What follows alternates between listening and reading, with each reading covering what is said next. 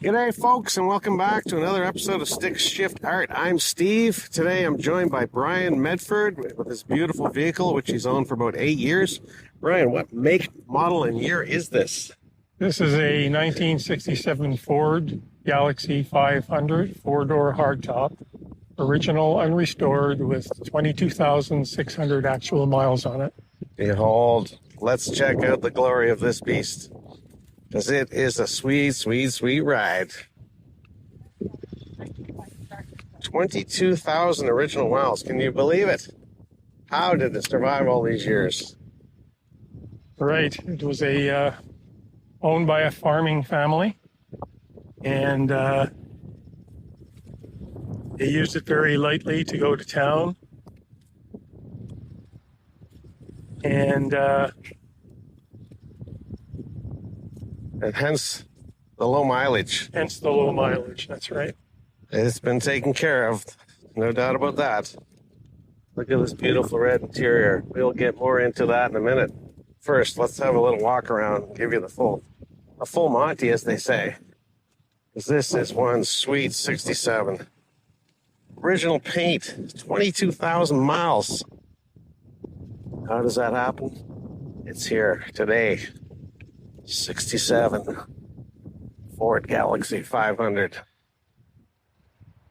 Couldn't ask for a nicer day down here at the beach to showcase this ride. I ran into Brian at a local car show a few days ago, and I just couldn't contain myself, and I had to share this vehicle with everybody. Well, I guess we'll start with a peek in the trunk, if you don't mind, Brian. Sure. See what kind of candy you got hiding in there for us. All right. Look at those classic Ford headlight taillights. Pristine backup lights. Can you believe it? Unrestored, 22,000 miles. There's our original Canadian Ford Register's Owner's Manual. And the beautiful art story that they did in this magazine. O'Brien's vehicle. Just incredible. I'll show you more details about that in the description. This, I believe, is a 289. Is that correct? 289 V8, yeah. Yeah, spare. Original spare.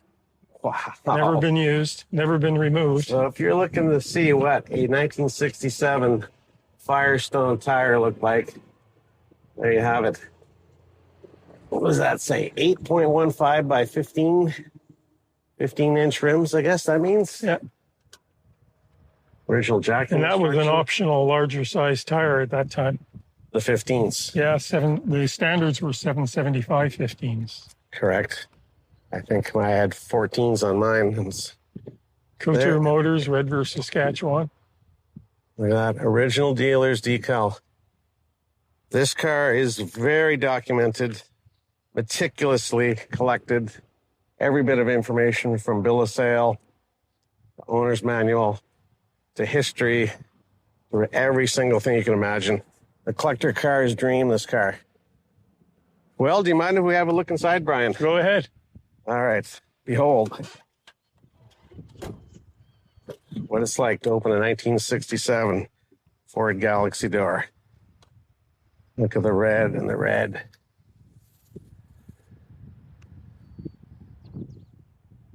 Beautiful. Beautiful wood grain finish. The Ford crest on the steering wheel. The red inlay on the seats. Beautiful, just beautiful. This red is stunning on the outside and inside. This is like stepping into a car at the dealership back in the day. It is incredible. Let's show you what we got here on the dash. Fuel, oil, temp, alternator, your radio, no clock, and there you have it. You couldn't believe it. 22,649 original miles. Unbelievable. Rearview mirror. The headliner is just mint. This is like a car at the dealership, 1967. A brand new car. Almost 60 years old. Ignition. Air vent.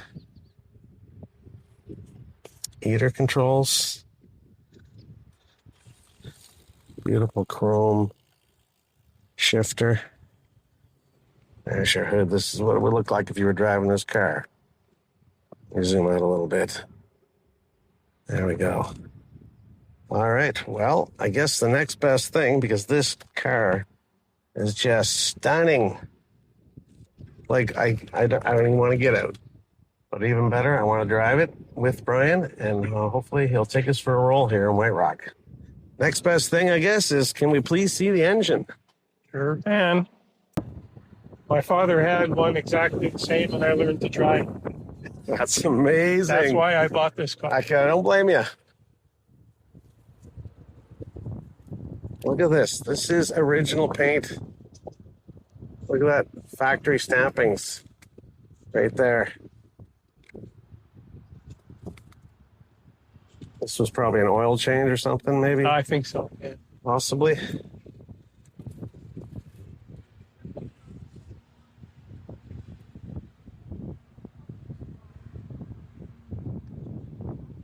Wipers.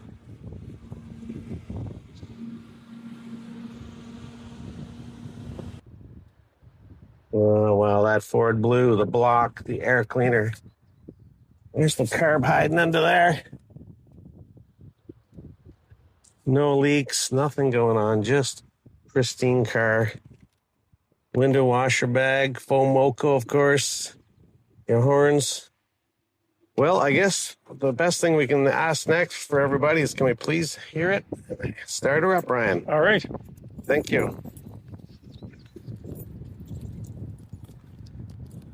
All right, folks. Are you ready? Yeah. Purring like a kid, like the day she was born. Ford power. A little shimmy to it. Just letting you know it's ready to gallop. We'll have to pull back here. Give you one more look.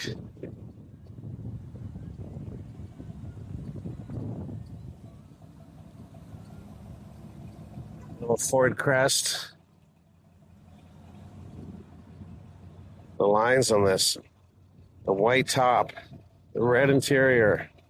Every single detail. Ford quality. Oh. Chug a chug.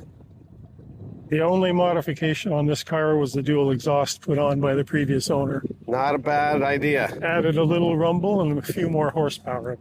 All right, folks. Well, I guess the next best thing we can do is, Brian, can we please go for a roll? We sure can. Woohoo! Hold tight, Yeah. folks. Okay, folks, here we are. We're going to go for a cruise in this 1967 Galaxie 500 four-door hardtop with Mr. Brian Medford, the proud owner of this unrestored classic.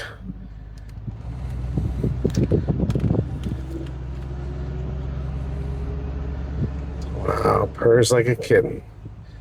Couldn't ask for a nicer day here in beautiful White Rock, BC. Cruising in the Galaxie. It's a good day when you're cruising in the Galaxie.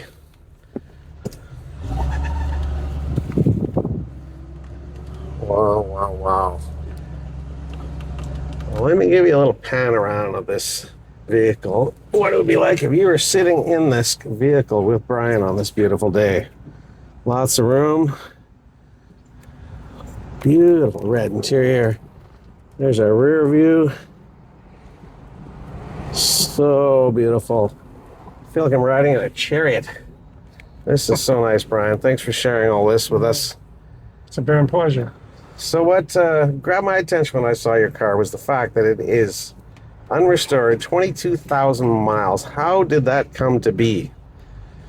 Well, the just to go back from the beginning, the car was built in late December in Twin Cities, and it was shipped to Redvers, Saskatchewan, and in very early January, and it was sold right away. It was bought by a farmer in Redvers. They used it for a couple of trips to Winnipeg, Manitoba, and other than that, they just used it occasionally to drive to town. The town was only a quarter of a mile from the farm, so it spent a lot of time unused. And they traded the car in 1992 when the car was 25 years old, and they traded it in for a dog. And just a few days after they traded it in, a car collector from Cranbrook, BC, found the car and bought it right away and had it shipped to Cranbrook. And he had the car until 2008 and sold it to a car enthusiast in Olds, Alberta. And when the third owner had it, it had about 16,500 miles on it. Wow. And the fellow in Olds, Alberta had it for 10 years, and then he sold it to me in 2018.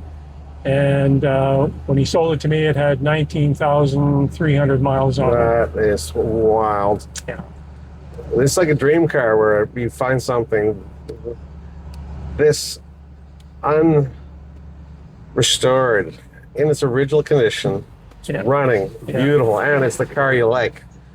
Yeah, and the fellow in Alberta found me because when I retired, I decided I wanted to try and find a 67 Ford Galaxie like my father owned, and which I happened to learn to drive on.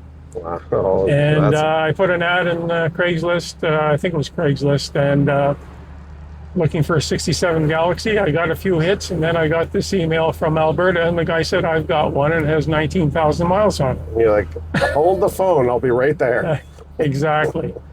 So we made a deal, and I flew out to Calgary. They picked me up at the airport, and I bought the car and drove it back to Delta. From Alberta? From Olds, Alberta to Delta, BC. Over the mountains? Yeah, yeah. Wow, how was that experience? It was great. It just went great on the highway, and I was a little worried, and he said, no, don't worry about it. He said, we've been on some trips, and he said that it's just fine. And I had absolutely no problems at all with it, bringing it home. A testament to the quality and the engineering and the ownership that had the vehicle that kept it in some such running condition. Yeah, it's great. And as I said, my father had one when I was a teenager, and he taught me to drive on that car. And I'm happy to say that I now have my own 67 Galaxie, and I'm still learning to drive on it. I love that story. I just love it. You know, every car's got a story, and that is a great one. Yeah, yeah. And thanks for sharing that. What's some of the great memories you've had in it since you've gotten it?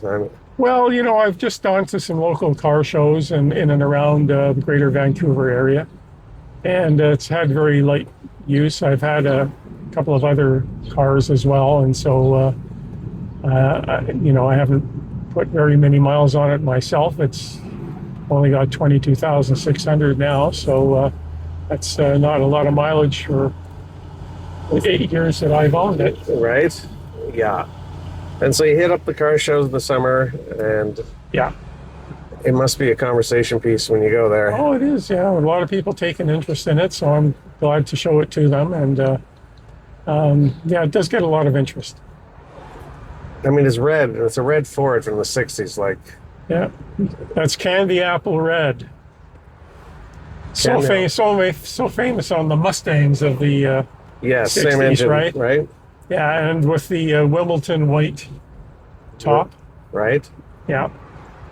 And I think in the 65, 66, 67, Ford used to have an annual white sale where you could buy a car in Wimbledon White and you would have some additional little features to it, but you could also buy any other color with a white top. That's a good story? Yeah. I never heard that part. Yeah, and I found an old ad on YouTube or somewhere of an old Ford ad of their Ford white sales. That's awesome. So it was a thing.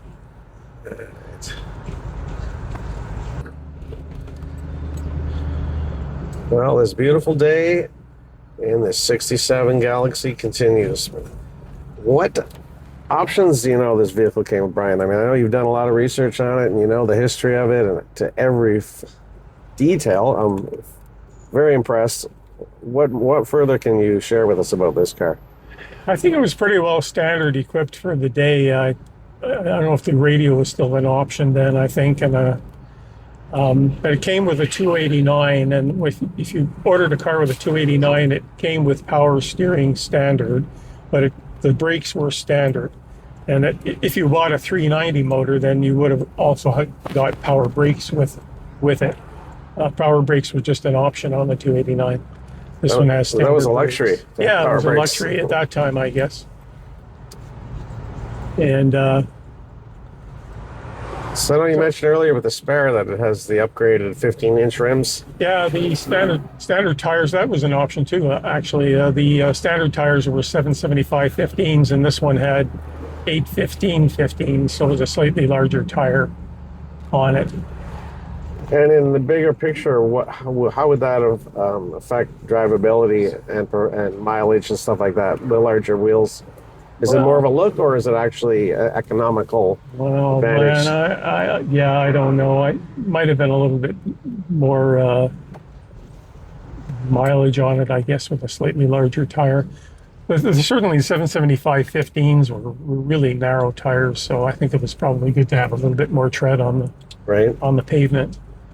I mean, because these cars all had bias ply back then, didn't they? They were all bias ply back then, yeah.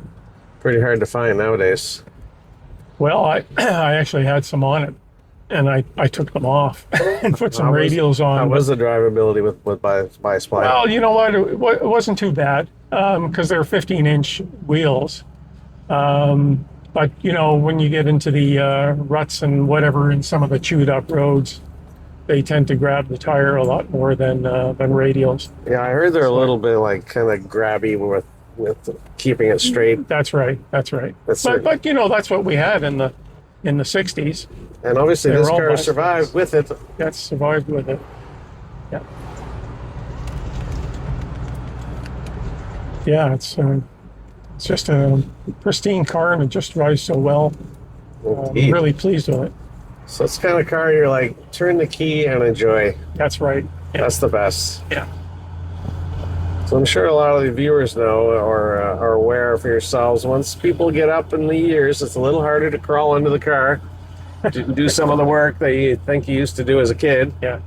And so it's nice to have something you can hop in, enjoy, and not have to spend too much money on repairing. Although some people like wrenching, nothing wrong with that. Yeah. To each their own. Yeah. This is a turnkey classic, as they say.